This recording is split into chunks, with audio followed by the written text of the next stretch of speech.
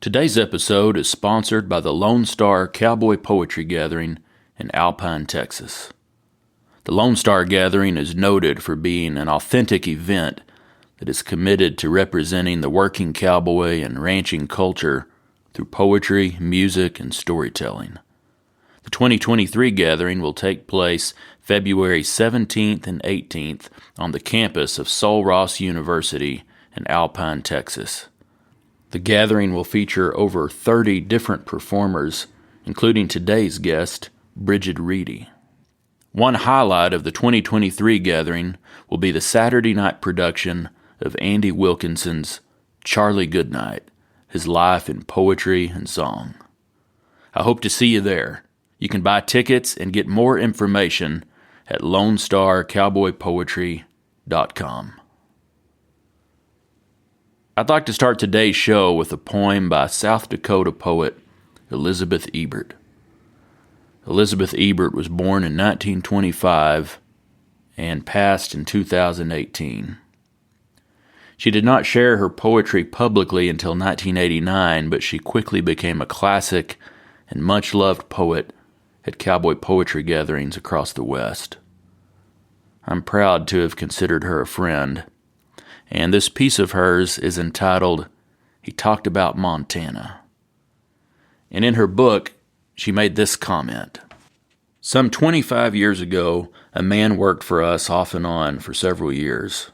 He was about the best help with cattle that we ever had, and he thought that Big Timber, Montana was the most wonderful place in the world. This is He Talked About Montana by Elizabeth Ebert. He talked about Montana, for he'd worked there in his youth, and you somehow got the feeling that most of it was truth. Talked about the things he'd done there, memories from a happier past. Talked about Montana rivers running cold and deep and fast, about pines upon a hillside and mountains rising high, about the endless reaches of a blue Montana sky. Said he left there at the war's start, went to tell his folks goodbye. Then there was a wartime wedding to a girl who caught his eye. Said she'd keep the home fires burning till the war was past and won.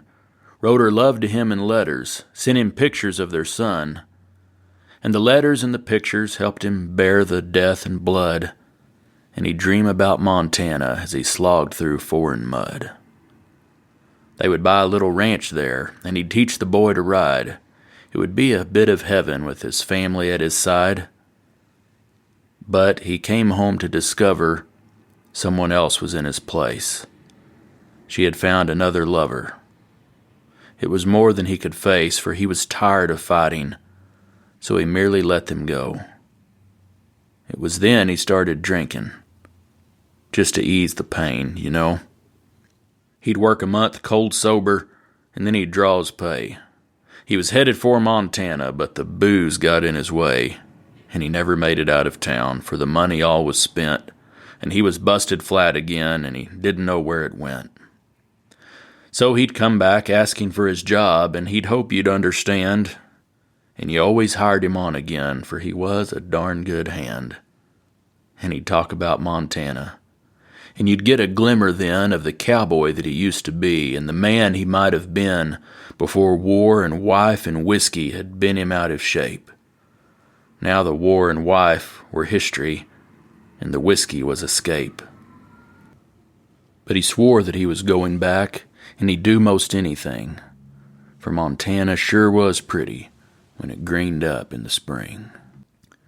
Then he finally got an offer to tend a band of sheep. It was just for winter wages, barely paid his board and keep, but it was in Montana, so he was on his way. He could stand a winter woolies, he would work for little pay, for he'd be there in the springtime when the sky turned clear and blue, and he'd go back punching cattle when his winter job was through. Don't know why he left the sheep camp, started walking into town. Maybe he just needed whiskey to wash the lonely down. Quick come Montana's blizzards, deep falls Montana's snow, and unforgiving are the winds when they once begin to blow. He'd come looking for his paradise. He hadn't come to die. But he froze upon a lonely road, 'neath a cold Montana sky.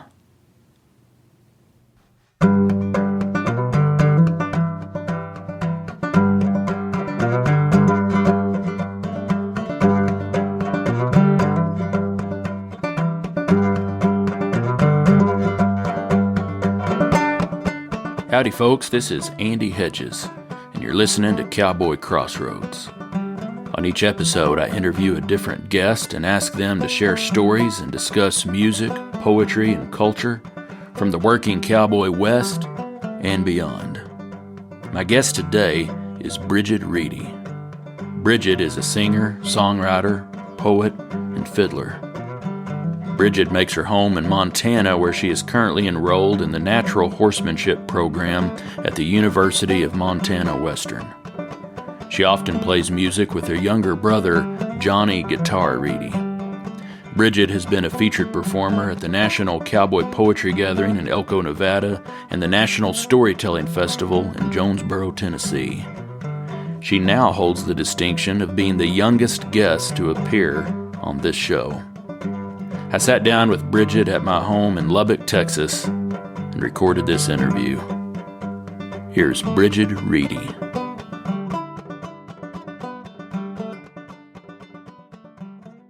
So really my earliest memory is being up in front of the saddle with my daddy-o on an old desert mare named Bella.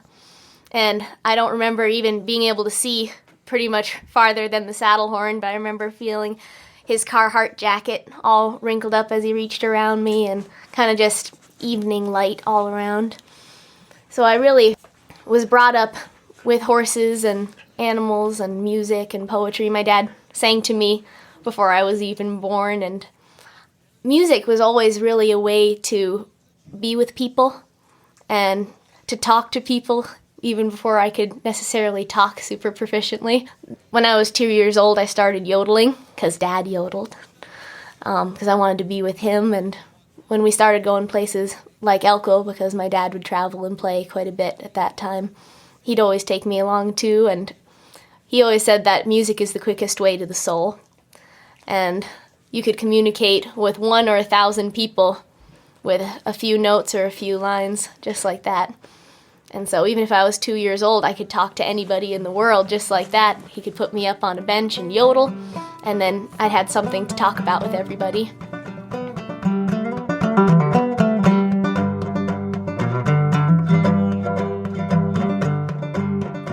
Brigid Reedy has lived in her beloved state of Montana since she was 4 years old. I'm reminded of a song entitled Montana that was written by the great Dave Stamey.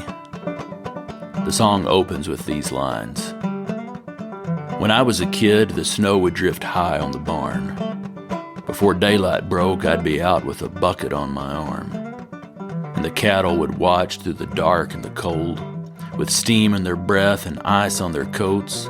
The snow neath my boots would glitter and squeak over bones of the buffalo buried so deep. Montana. My father gave me Montana.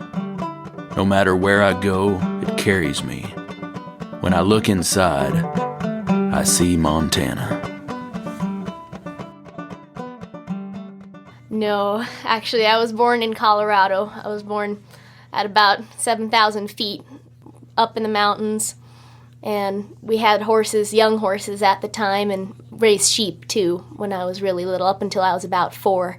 So I grew up always going out and loving looking at the sheep and going to the lambing shed and everything. And we had, I think, couple yearlings, maybe a weanling, and that old desert mare who was supposed to be 10 years old, but she was really probably closer to 25 by her teeth. So until I was about 4, we had the sheep and everything, and then we moved to Winterburn Ranch there in the Helena Valley, pretty close to our friends Kurt and Tammy Pate, whose kids were older than us, but kind of a pretty cool role models in a lot of ways. So they were close enough that they could ride over across the ranch and come visit us there on Winterburn, which was a really big cattle operation out there, and did a lot of hay as well. We lived in a little just some little ranch housing there, and my brother was born there in Helena. Lucky duck. But we had 2 border collie dogs, that one of which I think was probably a McNab because he was a little bit mellower, and 1 purebred border collie that would herd us, my brother and I, at all times, as well as tables and chairs and shadows. And we had our horses running with all the other horses on that ranch. And I got my first horse actually there when I was 5. Her name was Splash, and we lost her this last winter, but she was my good horse that took care of me all the way through my childhood.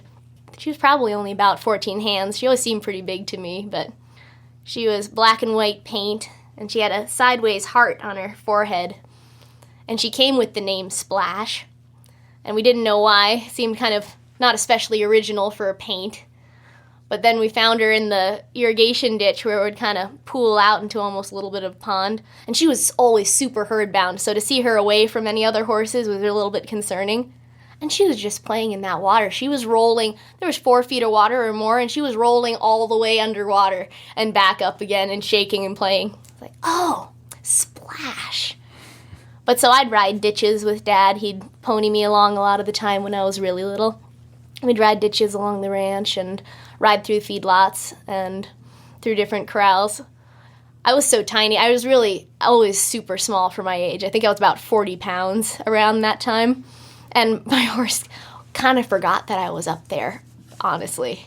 We were riding through this little corral kind of in between some different feedlots, and she got down to roll, having totally forgotten my existence. And about the moment that the stirrup hit the dirt, evidently, I was able to be calm and composed enough to step totally off that horse at 5 years old. My dad was so worried. Here we are. He doesn't know what to do. Horse is getting down to roll. And I just stepped right off. Unfortunately, I had to do that exact same move when she definitely knew I was up there at 14, because at that point I was probably closer to 85 pounds. And she rolled in about 5 feet of flood-irrigated meadow. And that was less ideal. I did a beautiful flying dive off the saddle, and saddle, tack, boots, hat, everything got totally soaked.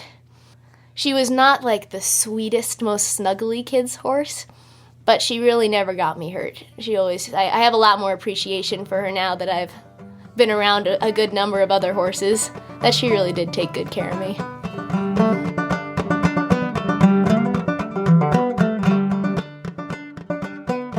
My dad has always had a really uncanny ability to read my brother and I, and kind of what we would be drawn to, things that would really fit us beautifully.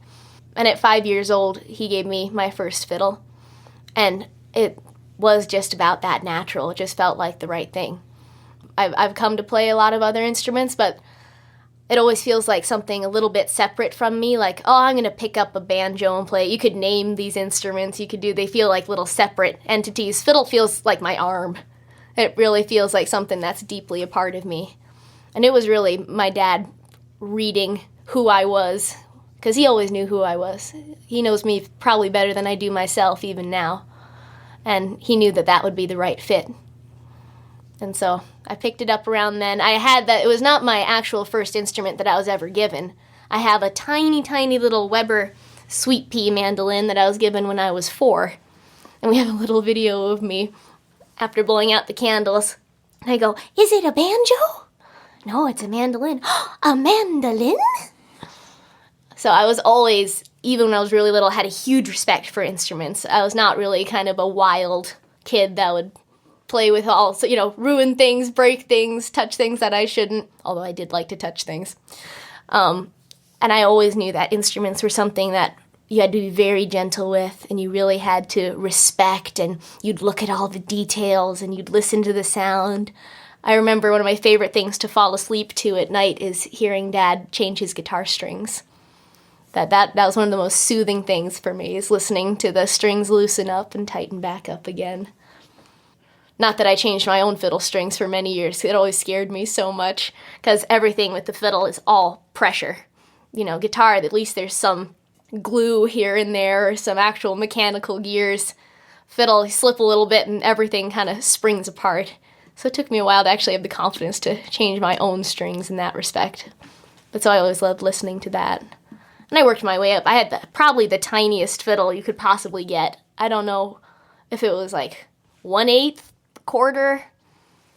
But Dad always made sure I had, it didn't matter if it was tack or clothes or instruments, he always made sure I had something real, which I really, really respect now, especially, that I was never like in little pink fakey cowboy boots or a little rubber hat or anything. He tried to find stuff that was really authentic for me my whole life. So even that tiny little, almost toy-sized fiddle had as decent a sound as you could get out of an instrument of that size. And my first fiddle teacher, who I had for many, many, many years, was really in that old-time fiddle tradition. It was just this little old guy that knew hundreds and hundreds of songs just off the top of his head. And I'd go into his little shop with a little wood stove burning, and he called himself a bit of a luthier, and he rehair bows and do that sort of stuff too, which would be in the shop right next door. And I'd go and just learn tunes upon tunes upon tunes by ear. And that's why up until I was about, 14, 15, and started studying with Alana James from Hot Club of Cowtown, I played my fiddle down all the way on my side, way down like a little 80-year-old guy. That super old-timey style. And so I learned everything by ear with the fiddle really, really early on. And I'm pretty programmed for picking up melody. My little brother is incredibly kind of wired for pattern recognition. Thinks so kind of chordally. He's picking up a lot of melody and lead on the guitar now, but his ability to kind of take a pattern he sees there and turn it into 3 other things and have them make perfect sense is not really the way my brain is wired. I'm much more of the kind of free-form, stream of consciousness, heard something 3 weeks ago and now I'm going to play it on whatever I can get a melody out of, kind of a brain. And I really think I really credit that to jamming with my dad when I was really little, because we'd always play together and come up with songs and come up with funny songs in the morning, and learning all of those tunes by ear really young.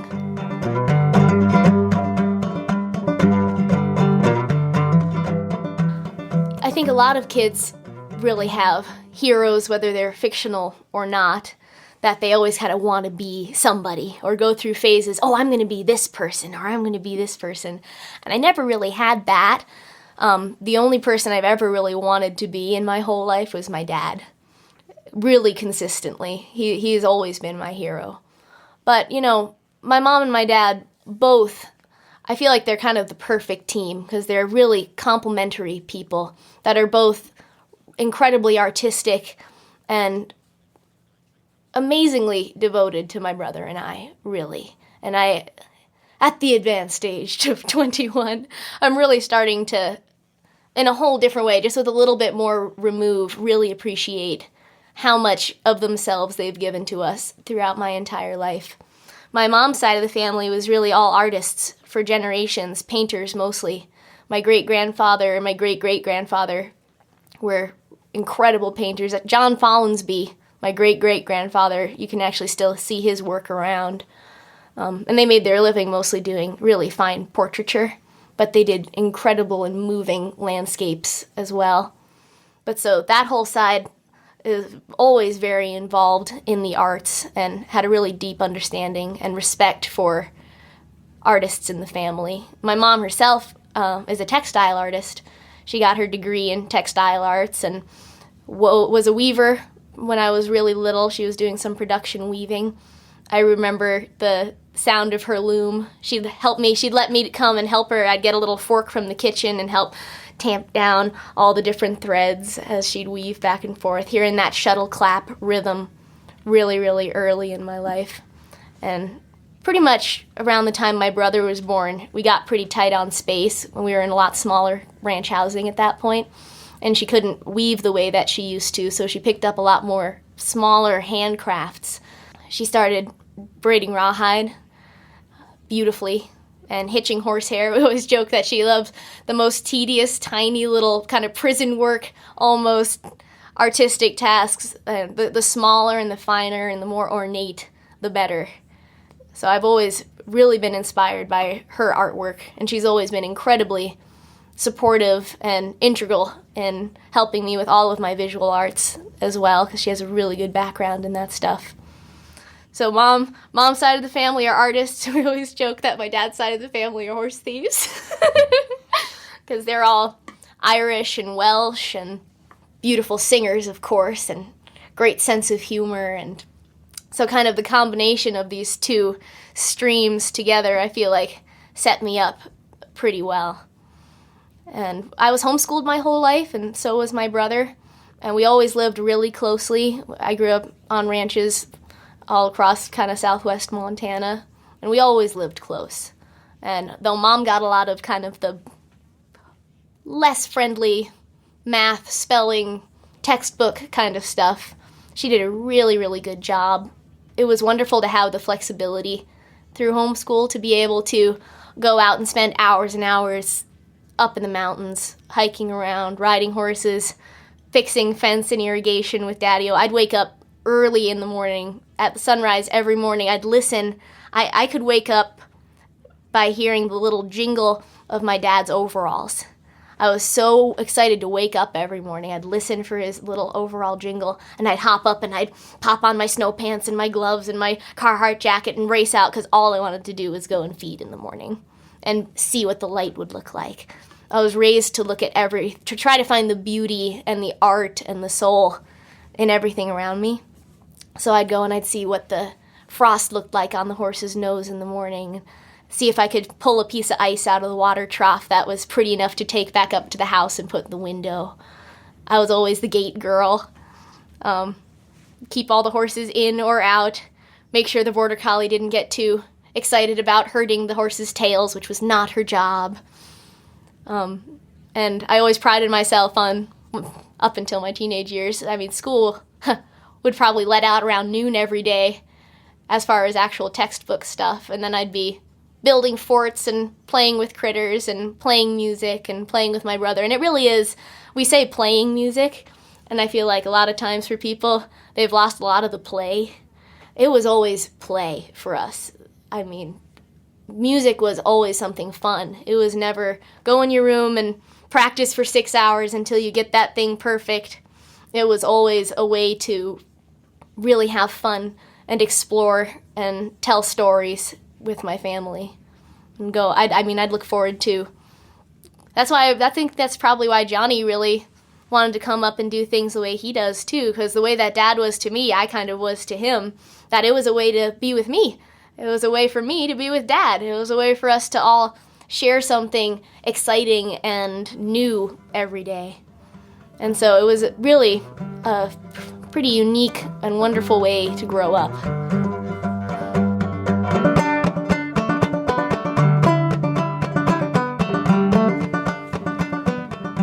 Making the pilgrimage to the National Cowboy Poetry Gathering in Elko, Nevada has become a tradition for the Reedy family.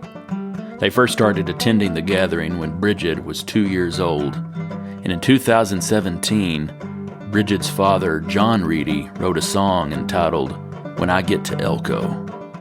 The opening lines say this: When I get to Elko, I'm gonna be with all my friends, staying up late fiddling and singing, where the poetry party never ends. Elko, the gathering there in Elko, is really sort of the nexus in a lot of ways of my whole performing and cowboy poetry world. That it's branched out, and there are a few outliers here and there, but most of my great mentors and really great friends in that world I met at Elko throughout the years. Wallace McRae, I still consider one of the greatest living poets, cowboy or otherwise, I met there at Elko. I was doing, actually that was the first poem I ever learned, was his little short poem, Maggie, that we named our own border collie dog after. I taught my good dog Maggie to lay down when I commanded. I also taught her set whenever I demanded. I'll teach her now to speak, said I. She labored to comply. But when she learned to speak, she said, You twit, it's sit and lie.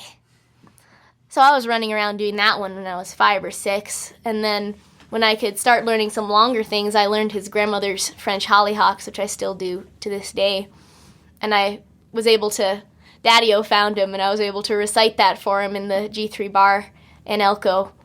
And he was pretty moved that I was able to do that at that age. And he helped me fix a couple words that I just had a different emphasis than the way he'd like. Like already, that's a great example of how people treated me, which kind of makes me a little weepy now. That it wasn't, oh, good job, kid, you learned a thing. It was already treating me like a poet or a reciter, you know, that he took my recitation seriously enough from a 7-year-old little girl that he wanted to help me refine it. And he wanted to help me put the proper emphasis and the proper inflection throughout the words because he saw that I was really trying to get the real meaning. And that very same Elko trip, he invited me on stage, and unbeknownst to him, Glenn Ohrlin, another one of my dear friends from Elko, had invited me for the same show. And Wally just said when I saw him this last spring, I'm never going to forgive Glenn for scooping me on you. And I went up and I shared a seat with him. He sat on one half of the chair and I sat on the other half of the chair. And I recited that poem with him. And then I went over and sat on Glenn's lap and did a song or two with him. And that's just sort of the way that Elko was. Everybody was all together all the time. There's a lot of festivals and great gatherings that I really enjoy all over the world. But people stay somewhat separate. You finish your show and you go back to your room, rest up for the next one. And this is something everybody was just always stewing together and trading culture and poems and songs and stories and laughs. And, I mean, on the poetry side, Paul Zarzycki is a great friend and one of my big poetry heroes. I love the way that he wrangles words. It has so much motion and so much color. And he's actually done some collaboration with my dad over the years, and I think I'm going to be working on a song or two with him here shortly. And Rodney Nelson, who I miss every day, was another great poet, reciter. That was a dear, dear friend from there. And Vess Quinlan and Joel Nelson. I mean, endless. Yvonne Hollenbeck, Brooksy, all of those kind of core group of Elko poets, people that come to Elko, were all huge influence on me, and always, that was my group of friends. I never, throughout my life, necessarily had a heap of friends my age, because they just kind of paled in comparison, honestly. Like, it's kind of hard to find anyone as cool at 7 years old as Vess Quinlan, you know? And so I'd be excited. Elko was like Christmas for me. I mean, Christmas would get over, and the next thing circled on my calendar was Elko, and I'd be looking forward to it all year round.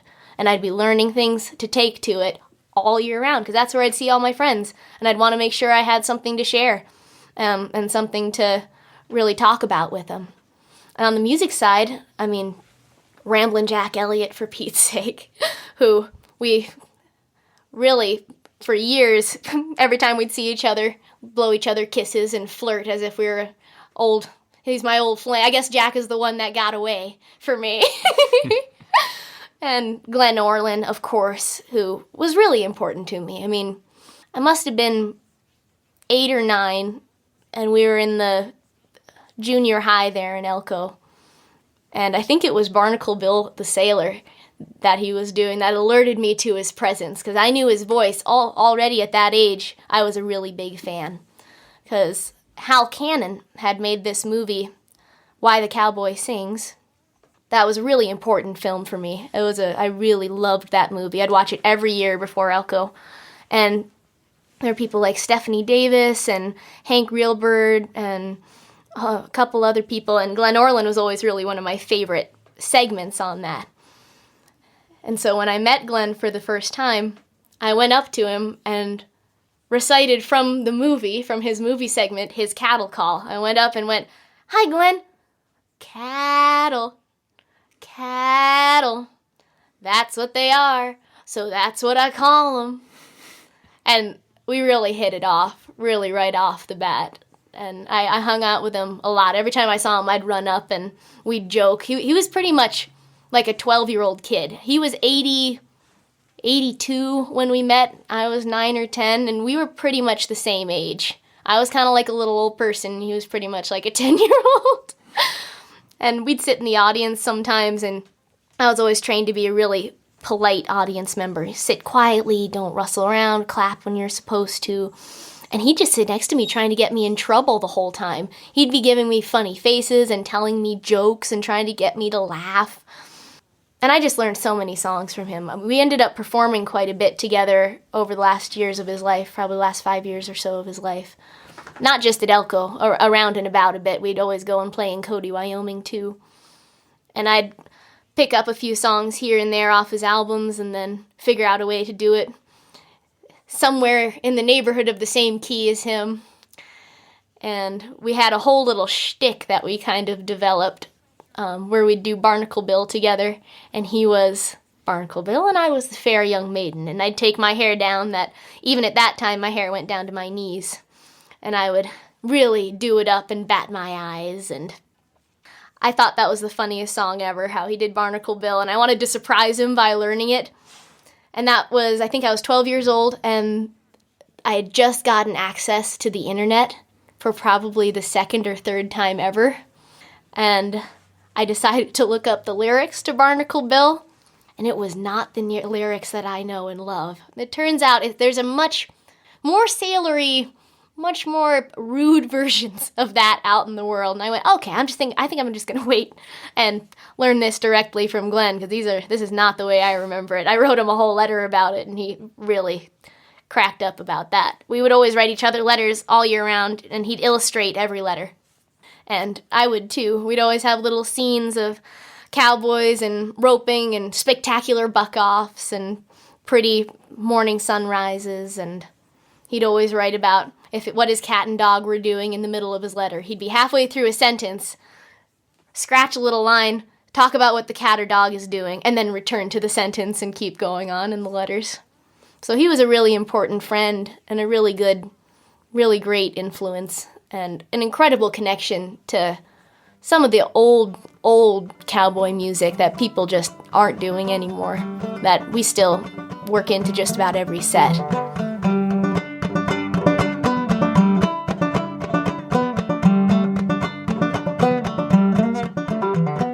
When Brigid Reedy takes the stage with her younger brother, Johnny, you can hear the blood harmonies and what seems like a magical musical connection between the two of them.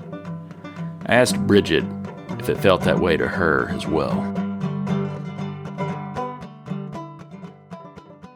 It really does. It absolutely feels like magic when I play and sing with Johnny. The level of connection that I have with that boy is like nothing I think I'm going to ever have with anyone else.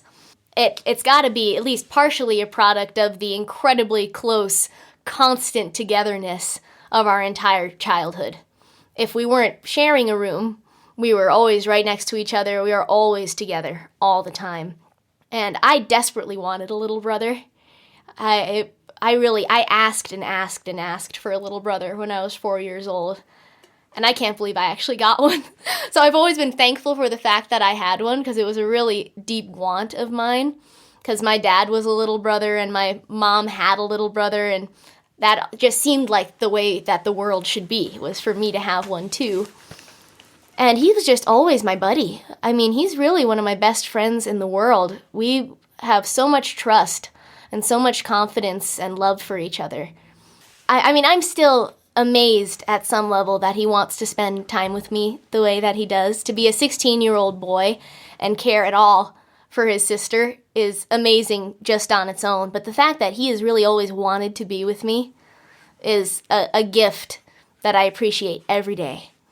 And I think it's kind of a lot on his part that he wants to be with me that much, that we play music together the way we do, because he wanted to be playing music with me. Dad and I would play music together all the time, and he wanted to get in on that. I remember driving in to just busk a little bit at a farmer's market in Helena, and my mom was driving, and I was fantasizing about what my tour bus would be like when I was all grown up, and all the accoutrements. I had just played for Gibson Day, I think, in Bozeman, and seen the Gibson bus with all the guitars and the walls and the pull-out bunks and the lights. I'm like, oh, I'm going to have a bus. And Johnny, you can drive the bus. He went, I'm not going to drive the bus. I'm going to play in your band. And it has almost been strangely like his mission to kind of be in my band at some level. And it really kind of started slow. He didn't start quite as early on as I did, but when he decided to pick it up, he, somewhat savant-like, really fell into it. And within the space of a couple years, by 11 or 12, he was really starting to share the stage with me almost all the time. And at this point, he's really my only on-stage collaborator at this point. We're more of a duo than we've ever been. And every time we sing together, it is almost kind of like telepathic mind control, something that we can really connect, or it doesn't even hardly feel like communication, almost like we're just one thing a lot of the time. And I get pretty spoiled playing with him because I can ask for anything with any chord in any key as if it were nothing. And then I go and play with other musicians and I kind of forget how lucky I am that I can go, oh, Johnny, let's try it in B flat. Oh, no, let's try it in F. Oh, no, let's try it in C. And he doesn't even blink, he's right there for me all the time, which is amazing. So a lot of times when we're collaborating these days, because we write quite a bit of music together, I'm still mostly doing a lot of the lyric work. And I'll get a concept sometimes of what I like as a feeling chordally, and he just picks up all that immediately. I'll show him, I'll get so excited, bring him the words. He's the first person I show anything now. When it comes to mom or dad, I try to wait until it's a little refined for whatever reason at this point. That Johnny's my first guy. Anytime I have an idea, I see what he thinks. I really respect him. And I really respect his opinion and how he plays and his sensibilities. And I think he, just like me, like knowing that someone takes you really seriously does a lot for young people, I feel like. And I can tell that he really likes that and appreciates that, and it helps push him forward too. And so we write a whole bunch together. We'll just jam out into the evening, and sometimes there'll be a little nugget or a little lick here and there. They're like, oh, we got to turn that into something. Or we'll be hearing something on the radio, and a few days later go, oh, what was that song? We should really pick that up. And once again, I think I get kind of spoiled because we can really put things together so quickly. Because he has kind of a mind like a steel trap and pretty close to perfect pitch in a way that I don't even have, where he'll hear a song and a couple days later go, you know what, I think that was in E. How can you possibly? You never even played the guitar on it. How do you know it's in E? And he'll play it and it's perfect. So once again, just sort of like my mom and dad, I feel like Johnny and I are really complementary as far as what our gifts and talents are, and where our holes are too. We really kind of fill each other in a way that works well. And the fact that we just have so much love for each other all the time and really do have fun sharing that between us, I think that's what helps everything get so tight and stay so tight all the time.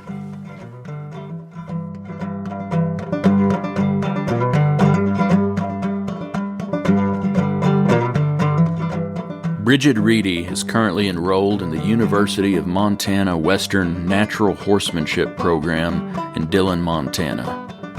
A description of the program on the university's website says that the program's main purpose is to educate the student, not the horse.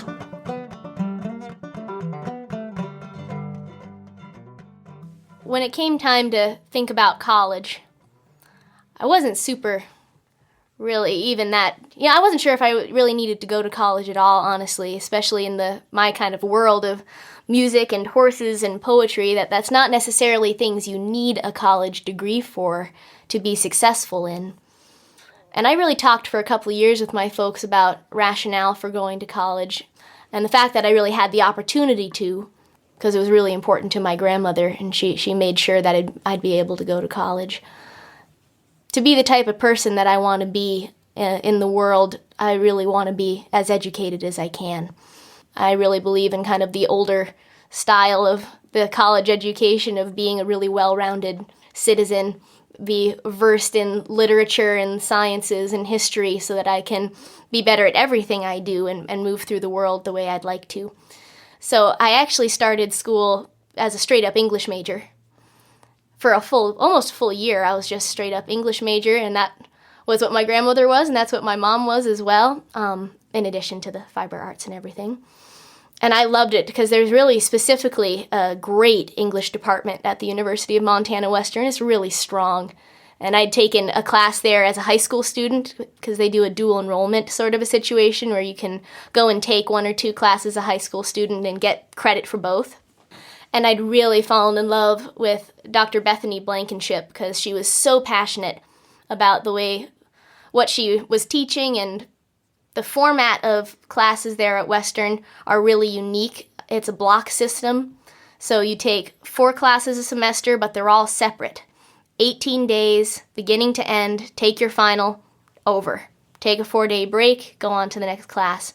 So for my kind of mentality, because I've always been one, especially with homeschool, to really dive into something that I find interesting and learn as much about it as I can, and then kind of pick up and go to the next thing. Or from music, go on tour.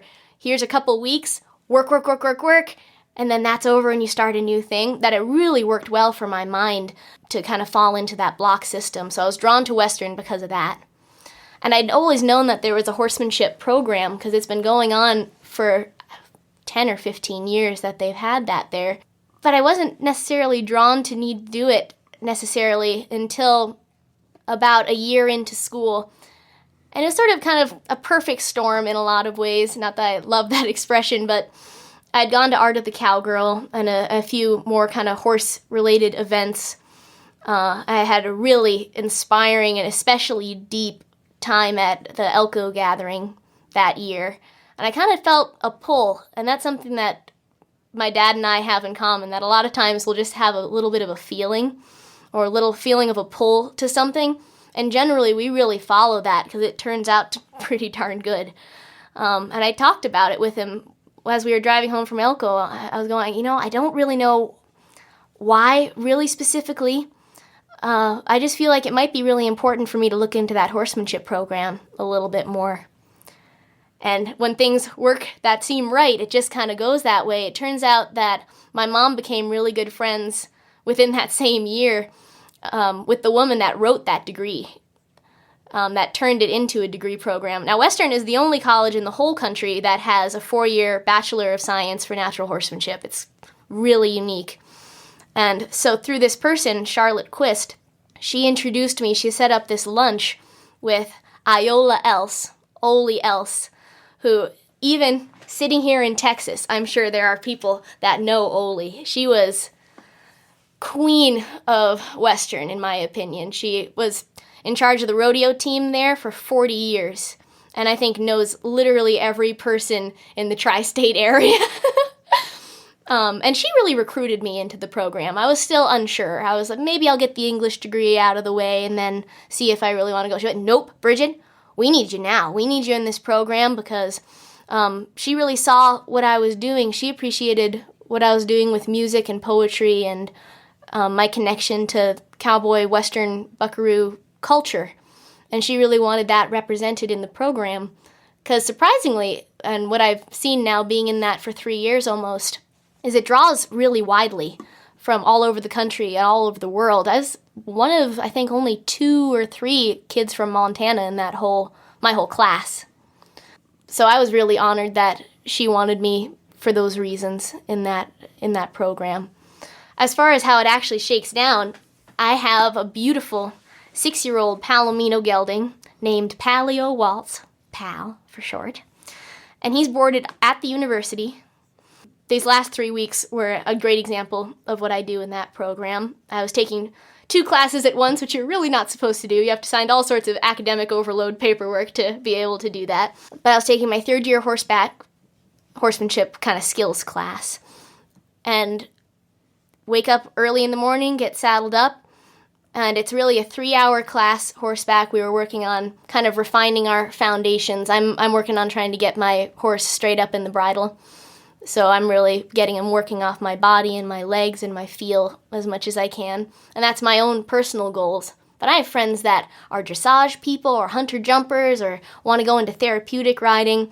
And the kind of stuff that gets taught in that program is really more kind of a zoomed-out, broad philosophy of horsemanship that you can apply to whatever your interest area is. So for me, it felt like everything was so tailored to what I was doing and what I want to do with that horse and what I want to do with horses in general But for someone with a completely different interest, they felt just the same way. So I'd spend 3 hours with my good horse that I've been working on, that I've had at that school for 3 years now. And then in the afternoon, we got about 24 yearlings loaned out to the university for those 3 weeks. And we spent the whole class just starting yearlings, which was amazing. And I learned more from those horses than the professors. And they were smart enough to really realize that that was the way to do it. We had a few, classroom moments here and there if we really wanted to talk about a couple specific safety things. Besides that, our professor would just say, 1, 2, 3, go, catch some horses. And we'd work for hours just having them teach us what's right and what's wrong and how little they actually need to get something done. So about once a year, twice a year, we get these actual hands-on horse classes. And besides that, I'm still riding every day. But we have classroom-based classes as well. It's a lot of equine science, kind of almost vet track, vet prep kind of classes, and biology and chemistry and a lot of history. There's quite a bit of psychology, developmental psychology. You pick a track, and I'm very much on the clinician track. There's a science and a management and a business, and I'm much more on the teaching kind of centered track, because that's something I've always been really interested in. I think of great friends of mine like Randy Riemann that have been able to tour around playing music, reciting poetry, and teaching horse clinics, and that's something that is quite appealing to me. So that'd be a cool place to take that.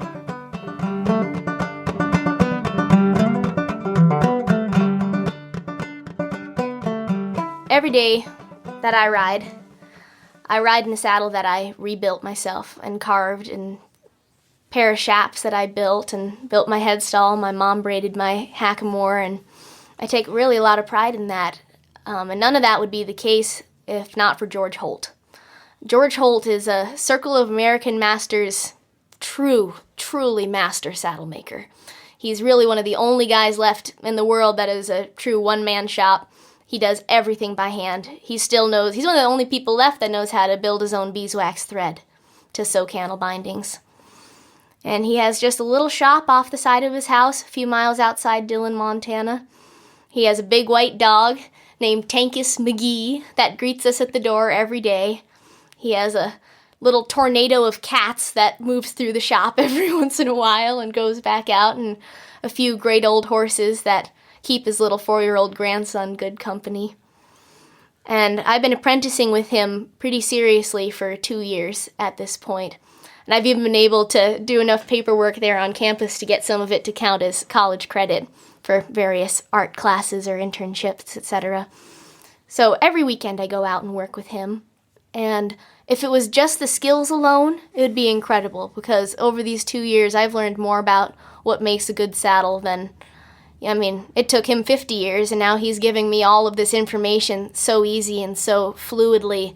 He cares so much about passing on what he knows, because it was so hard for him to learn when he was young, because nobody would tell him anything. Everything was a secret.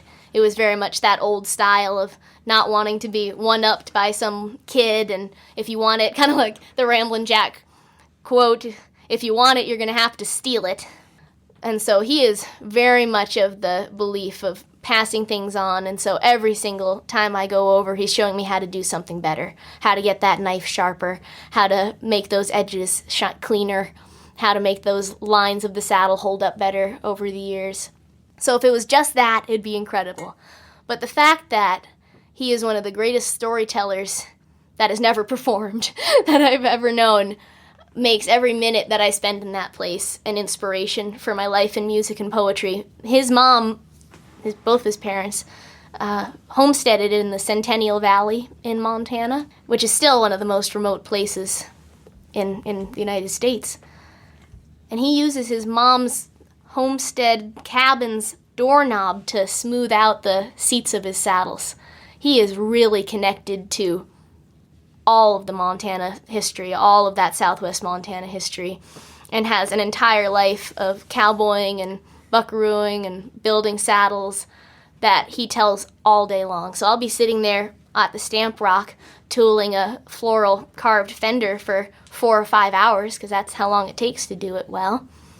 And he'll just be talking the whole time and telling me stories about every horse he's ever had, and the good ones and the bad ones, and the ones that turned around, and the saddles that he's seen fall apart, and the kids that turned out to get pretty good when they grew up, and the ones that sort of fell apart, and all the good dogs. And it's kind of a lifetime experience. It feels a little bit like sitting in the G3 bar in Elko talking with all my buddies, but I get to go and do it every weekend and talk to George Holt. He was actually the head saddle maker there at Capriola's in Elko, so he knows a lot of those guys too. He's sort of like this little character that somehow knows everybody in my life. And he's told me just a million great stories all the time. He told me a really funny one really recently about a fellow with a green hat. A young guy that hired on with his buddy Bitterroot Bob, and was a good hand, decent enough, but they kind of needed a break from him after a couple months, because sometimes that young man energy of constantly proving yourself to everybody gets a bit old. So they sent him into town, get groceries, run a few errands, and he came back wearing a truly ridiculous green felt hat, like make a leprechaun jealous type of green hat. And they couldn't, it was so funny they could hardly even give him crap about it, honestly. And they just went out, they had too much work to do, so they went out and rode a big circle, and his horse, the young guy's horse, was getting pretty wore out, so the boss switched and let him ride his beautiful, tall, super pale, I think it was a Cremello, really pretty pale horse. And a couple hours in, they ride into an absolutely torrential downpour. And that's the way Montana works. I mean, it can be a 40 or 50 degree temperature swing in the matter of an hour, and you can get anything, rain, hail, snow, sunshine, any time of year. So they ride into this epic downpour, and within a few minutes, that hat starts to droop. That hat starts to sag, and the dye starts coming loose. And it's dripping down his face, and running onto his clothes, running down onto the horse's neck, and onto the shafts, and onto everything. And after a little while, that horse is pretty well dyed green, so is the cowboy, and he gets to ride the boss's beautiful green horse back home. And then, of course, he's all bummed out because the hat's all ruined, so he goes back into town and gets a bunch of tent stiffener and starch, and spends the night stiffening the heck out of that hat and getting it back into a semi-hat shape. And then goes out the next day feeling back on top of the world, and has that hat crammed onto his head, a little bit tight with all the tent stiffener and starch. And he has to go jingle the horses, and feeling so cool with his hat and with everything, he swings onto a horse that they just barely started riding in a hackamore, just starting this horse, swings on it bareback with nothing more than a little rope, and that horse just quits the earth, breaks in two, and sends him absolutely flying and lands right on his head. Everybody's watching from up at the house, and they're pretty sure he's gonna they obviously killed him, because he landed right on his head down in that rocky stuff. But he pops right back up, and he looks like he's wandering around like a chicken without his head. He's obviously in a panic. And Bitterroot Bob goes down to see what's going on. The poor guy, he thinks he's blind, because the hat went down to his nose when he hit the ground. Probably saved his very life. But his marbles are still a little scrambled, so he's around thinking as blind as can be, and Bitterroot has to go and put his foot on his shoulder and yank the dang hat off. And that's the experience of sitting there working with George. It's so incredible to not just be working on hundreds of years worth of knowledge of the craft of saddle making, which he's developing all the time, because horses are changing every day.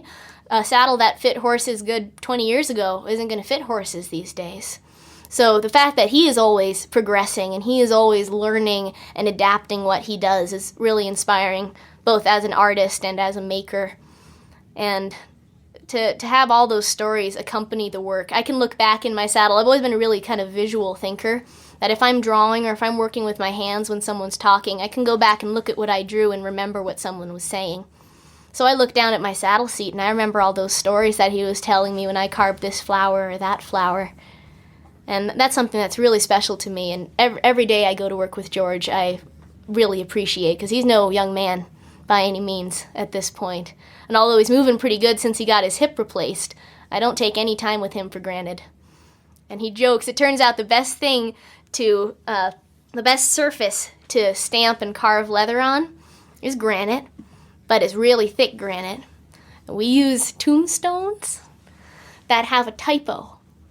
So he has a couple typos in his workshop. He has one, I think, from Butte and one from Idaho Falls, and it's this great big chunk of marble that he has all built up, and it's smooth and it's perfect. But if you look underneath, you see somebody's misspelled tombstone. I think someone spelled Colonel wrong. I think that was one of them, which I thought was really hilarious. But so it's just cool. He has a story for every single tool in that workshop. Some of them that he's had for 50 years that were 100 years old when he got them. I got a little Osborne hammer that's 120 years old. He uses sewing machines that are still kicking that he's been using since he started. So it's a wonderful experience. And the fact that it carries over into everything else in my life is pretty amazing. That's the way I try to look at everything. I don't really see things as ever being super separate.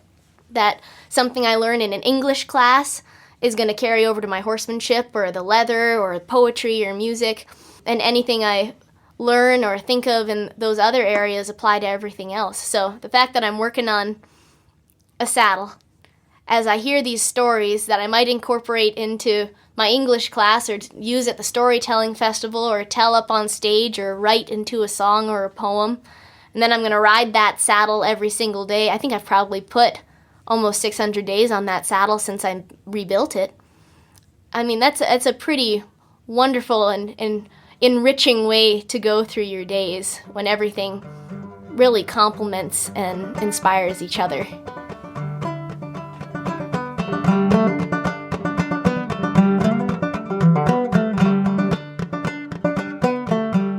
I often ask my guests to look back on their lives and reflect on the past.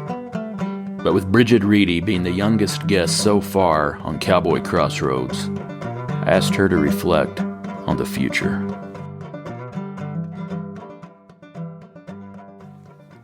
I've always really loved what I've done throughout my life. My dad's goal for me at every age that I've been was to do the best that I can do for the age that I was. So when I was 9 years old, he didn't want me singing like a 25-year-old.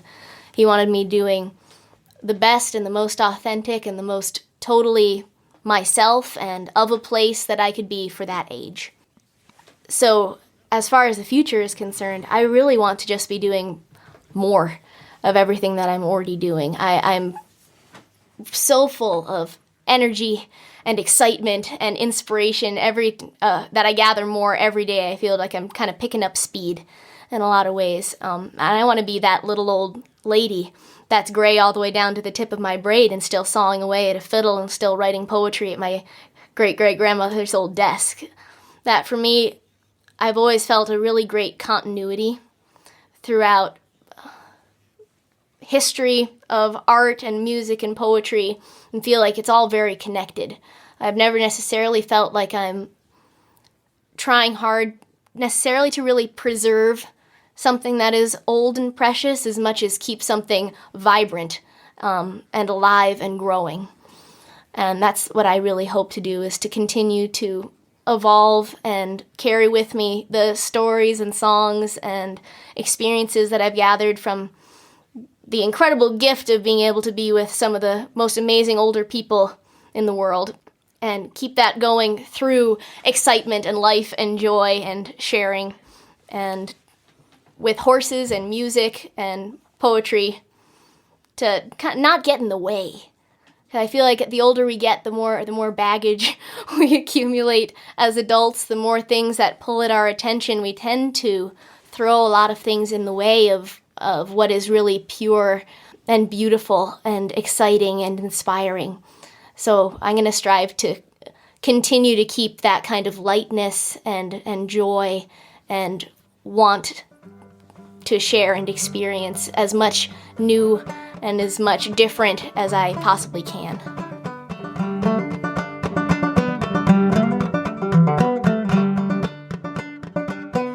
We'll see, I haven't done this poem in a little while, so I hope it shows up. But this is a poem that I wrote a couple years ago that I'm pretty happy with. Every day that I commute to school, because I do commute from home in Waterloo, Montana, down on the Jefferson River, down at the feet of the beautiful Tobacco Root Mountains. And I commute about an hour into Dillon every day for school. And we drive past a beautiful cemetery around the Beaverhead Rock.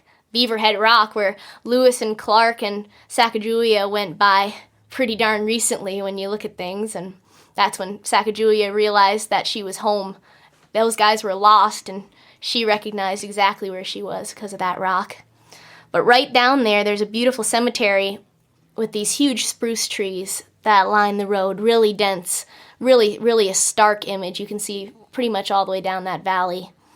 My dad took a beautiful photograph because he's, among other things, a really gifted photographer, kind of in that Ansel Adams style, like really artistic, beautiful landscape photos. And I was so inspired by that picture and by the fact that I see that every day that I wrote this poem called A Cemetery in Southwest Montana. Souls whisper their welcome, kindly, softly, as you pass underneath the lovely, lofty spruce boughs, braided together by time, memories dancing amid shafts of light that sift through the branches and between the trunks, trunks lining your path like humble, hushed monks. But they alone are silent, for the air is filled with nature's chorus and the sounds of the hills, the wind in duet with yet uncut grass. Chickadees chatter happy hymns as you pass. A solemn note is added by the cry of an eagle as you move down the hall of the great spruce cathedral. Some churches take hundreds of years to complete, and thousands of lives devoted to the feat. But these trees, too, have taken an epoch to grow, and the care of generations and irrigation flow to somehow sustain this temple of conifer on an otherwise parched hillside, bereft of any cover. And now within the towering walls of evergreen is a basilica lined with lilacs, looking nearly Florentine, that needs no mosaics or frescoes, as it looks over the valley. Range grasses and wildflowers adorn all the alleys that run between markers of miners and ranchers. This valley's history rooted deep in these ancestors. And as St. Peter was laid under Vatican stones, the roots of old trees cover their bones. And just as church steeples draw the spirit aloft, so do these trees, I've often thought. And when my turn comes, there'd be nothing more regal than crossing the threshold of the great spruce cathedral.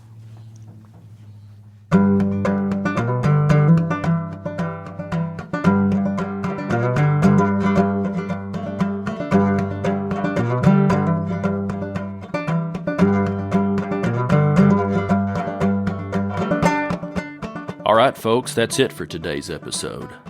I'd like to thank Brigid Reedy for taking the time to visit with me. You can find out more about Brigid at brigidreedy.com. I'd like to thank the Lone Star Cowboy Poetry Gathering in Alpine, Texas for sponsoring this episode. You can buy tickets and find more information at lonestarcowboypoetry.com. I'd like to thank Hal Cannon for playing the Cowboy Crossroads theme music. You can find out more about Hal at halcannon.com. I'd like to thank my Trail Boss patrons Bob Kelly, Chris Ryden, and Scott Anderson for their support of this show. If you're enjoying Cowboy Crossroads and would like to help me keep it going, you can become a patron at patreon.com/Cowboy Crossroads. That's patreon.com/Cowboy Crossroads. You can also make a donation on my website at andyhedges.com. If you'd like to contact me with a question or a comment or a story, I'd love to hear from you. Send an email to andy@andyhedges.com. Thank you for listening to Cowboy Crossroads.